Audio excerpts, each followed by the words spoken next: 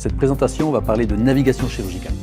Le projet sur la navigation chirurgicale entre en fait dans le cadre d'un projet plus global qui s'appelle le projet Humerus Clausus, qui consiste à fournir aux chirurgiens des outils pour le diagnostic et le soin des pathologies que l'on va rencontrer au niveau de l'épaule. Ici on retrouve l'humérus et ici on retrouve donc la scapula, ce qu'on appelle aussi l'omoplate.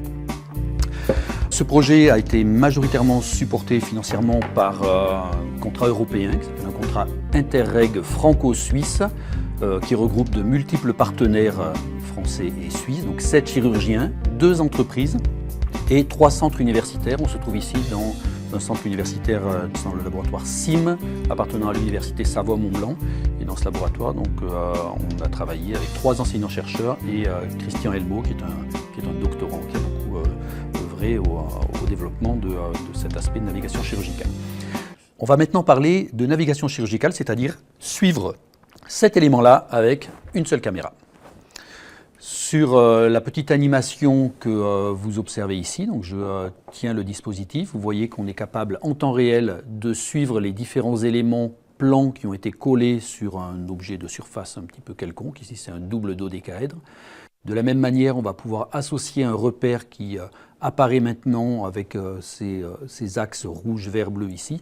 Le gros intérêt de ce dispositif, c'est qu'on est capable de suivre la position du centre de ce repère à partir du moment où au moins 2 petits marqueurs carrés sont visibles sur l'image.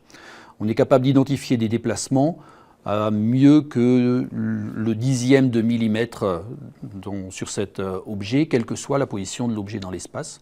Et dans le cas de petits déplacements, on a même des incertitudes qui sont plutôt de l'ordre de quelques centièmes de millimètre. À partir de là, nous allons pouvoir donc utiliser ces différents localisateurs sur différents outils ou différents os, etc. pour des applications chirurgicales. Ici dans la main, j'ai ce qu'on appelle un guide mèche qui a été conçu de manière à être pris en main par le chirurgien, insérer une mèche à l'intérieur et vous voyez sur le petit film, effectivement, on est capable de retrouver l'axe de perçage bleu à chaque instant. De la même manière, on va pouvoir associé à, par exemple, l'implant ici, ce double dodécaèdre, et lorsque le chirurgien va insérer l'implant au niveau de l'humérus, vous voyez que l'axe de perçage n'est plus visible.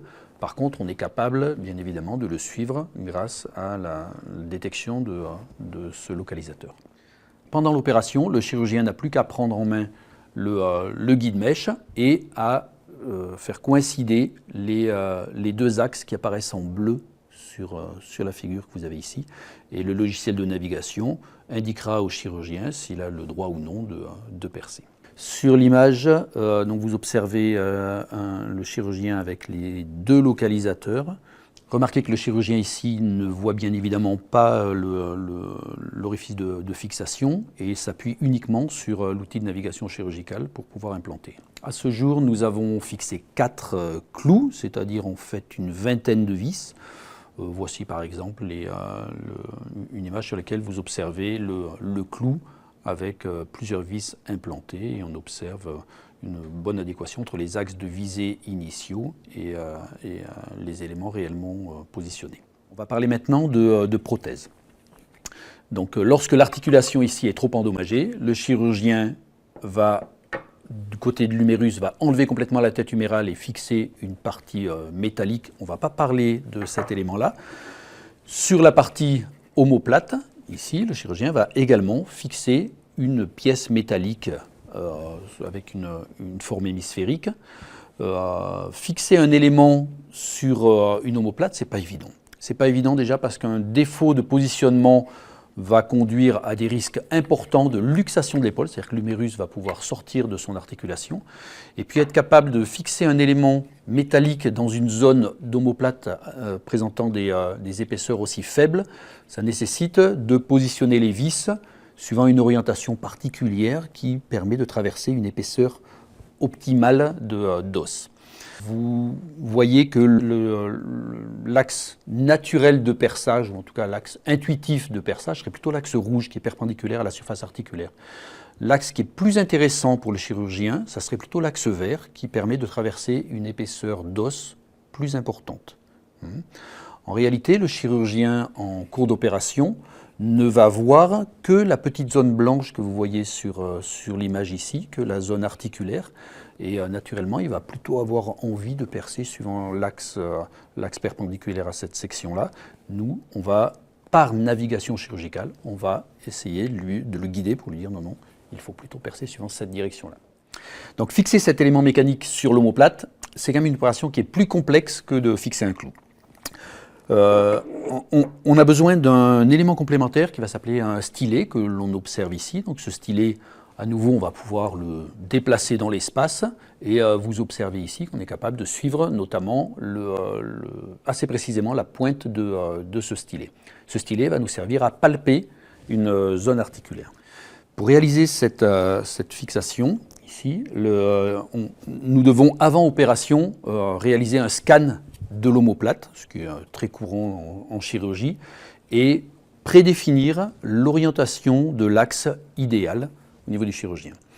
Ensuite, en cours d'opération, le chirurgien va utiliser le palpeur pour venir scanner un certain nombre de points visibles pendant l'opération, notamment la zone qu'on appelle ici la glène, et puis une petite zone qui est aussi accessible par ici.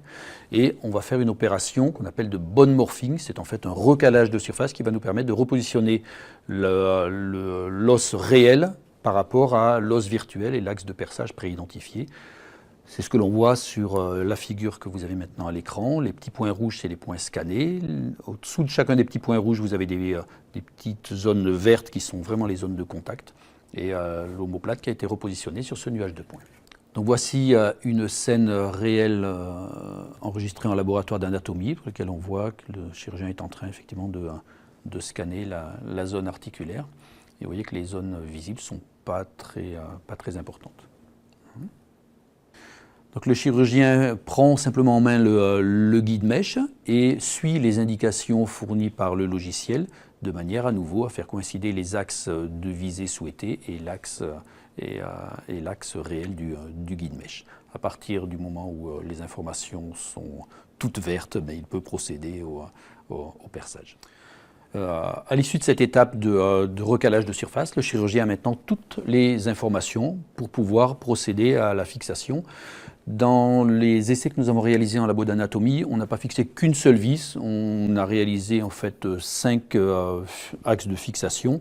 Vous voyez sur l'image les axes qui ont été prédéfinis et les axes qui ont réellement été réalisés. À ce jour, on a fixé uniquement 2 prothèses, donc c'est encore un petit peu jeune. On a besoin sans doute d'avoir encore un petit peu plus d'expérience par rapport à ça, mais on montre maintenant que le système est opérationnel et donc on a une sorte de preuve de concept de notre dispositif de navigation. Ce dispositif de navigation, on l'a utilisé ici pour l'épaule. Bien évidemment, il peut être réadapté pour d'autres types d'articulations ou d'autres types d'opérations. Donc associé à ce projet, nous avons effectivement plusieurs perspectives. Des perspectives algorithmiques, c'est-à-dire essayer d'améliorer les vitesses de traitement, par exemple par des parallélisations, ou changer un petit peu les motifs du dispositif. Travailler aussi sur des aspects de navigation chirurgicale utilisant des casques de réalité augmentée. Voilà, donc ça c'est tout un ensemble de perspectives à venir.